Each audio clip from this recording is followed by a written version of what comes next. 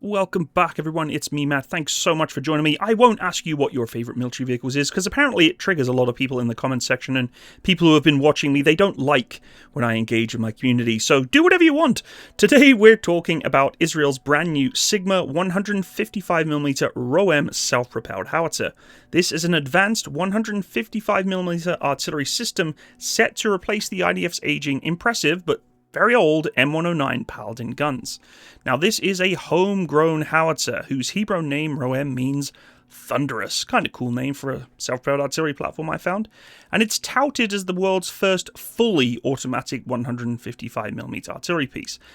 I would disagree, but this is basically saying that you can press a button and the entire platform will do its thing. You don't even have to put target data in. It will link directly to the forward observer, which is something you don't really see very often. I don't think it's game-changing. I think there's a lot of platforms that can probably do the same thing, but for Israel, this is definitely a first. And after 4 decades of relying on M109s, the Israeli Artillery Corps is now embracing this high-tech design for a faster, more precise fire support on the modern battlefield. In short, Sigma is kind of designed to promise and deliver faster, more responsive artillery fire while keeping the crew safer, which the M109 being expensive in a self-propelled configuration in track, it's old, guys. It's really old, and it's not able to be upgraded into the terms of what the IDF want. It's been developed by Israel's Elbit Systems. The platform is built upon the 10x10 wheeled platform, and she is chunky. That is a big bit of metal. 10 by 10 is a lot of power needed to push that along too, and it's a modified Oshkosh military truck chassis with an armoured cabin at the front, and Oshkosh vehicles inherently are gigantic as they are. The armoured cabin shields the crew from blast and shrapnel and even offers mine protection under the vehicle. In the rear, the Sigma mounts a remotely operated turret with the 155mm L52 howitzer and an automatic loading system. The 3-person crew can operate all functions from inside the protected cabin, as gun laying and ammunition handling are fully automated, which to me is quite surprising that you even need 3 people then. You could just basically have one guy driving around on his own. I think though, when you took a vehicle of this size, it's going to come down to maintenance and care and command and control of the vehicle itself, because it's not all about just pressing buttons and putting rounds downrange. There's a lot more to these kind of platforms. What's quite impressive about this platform is it carries up to 40 rounds of 155mm ammunition in any configuration, meaning it can be Excalibur, it can be a HE round, it can be smoke, it doesn't matter the type or style, it will hold 40 rounds, ready for rapid loading by the autoloader. Before firing, hydraulic stabilizer spades brace the vehicle in place because it's big, but it still needs some control, and it can transition from road travel to firing in about 60 seconds, which personally I don't find that fast, but the reloading of the platform is actually kind of cool. It has its own kind of lockable arm that can kind of feed into the auto-loading system, which I thought was kind of cool, particularly when it comes to logistics, and the architecture is a clean break from the old M109. Now, the high level of automation is really its defining feature. Traditional M109 batteries needed about 7 soldiers per gun crew. Sigma, being only 3, is really reducing the requirement for more troops being used. Its autoloader is computerized fire control, take over the heavy lifting and aiming tasks once relied upon for manual work. The setting of fuses, the laying of the gun, and everything is handled by the machines at the push of a button. And setting of fuses, although you think is just a fairly standard setup, it's actually most fuses of today are manually set, but they can be programmed. I've used myself fuse setters that are programmable, but it's not as common as you think because it's actually quite expensive. So you may feel that, having an autoloader system is really, really good and no intervention from the crew, but you're adding cost to the fuses of these particular vehicles because the fuses are not always as common in being the programmable setup. Now, this not only speeds up firing for the cycling of the gun, but also spares crews for the back-breaking labor of hoisting 40-kilogram shells by hand. However, it still can be reloaded, if necessary, manually, which I don't want to be inside that automatic crew compartment if you need to. Despite the smaller crew, the Sigma packs a serious punch. The 155mm 52 caliber gun can reach targets up to 40 kilometers away with standard ammunition, a significant increase in range over the older Israeli M109 howitzers. In fact, an export version of the Sigma is planned to double reach that into 80 kilometers, showcasing the platform's growth potential.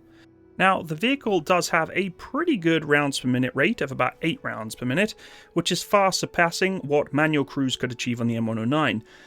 Now, one of the other big focuses of this platform is networked operations. It's a bit of a leap forward considering the M109s do not have this.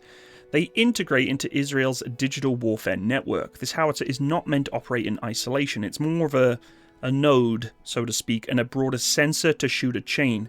Equipped with advanced communication and fire control systems, Sigma can receive target coordinates directly from drones, radio units, or forward observers in real time, meaning you can actually cut out the command post. Now, you would never cut out the command post in the artillery, but it's kind of interesting to see that data can go directly to the gun line and to this gun platform.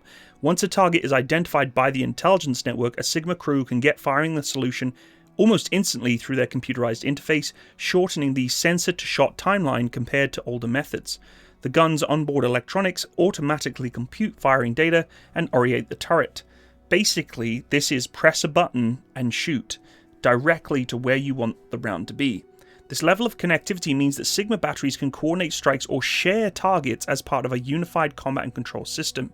You basically link up with other units and decipher how you as a battery, without a huge amount of high-level approval or battery command, engage targets. And that can be directed directly from a forward observer. And as a forward observer myself, this is kind of interesting. Normally data is directed to the command post and you have to get coordination and approval, and I'm sure that would still happen, but the ability for you to literally link up with your gun, that's kind of cool.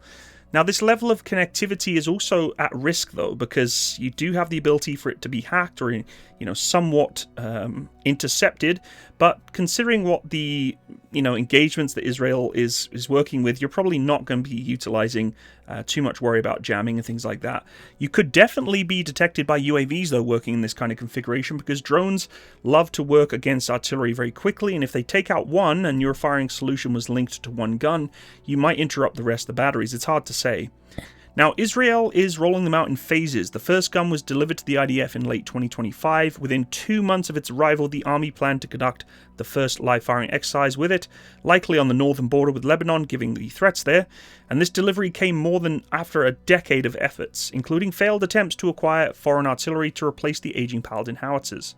Training for crews was set to begin in spring 2026, with the goal of first having the Sigma-equipped battalion operational by the fall.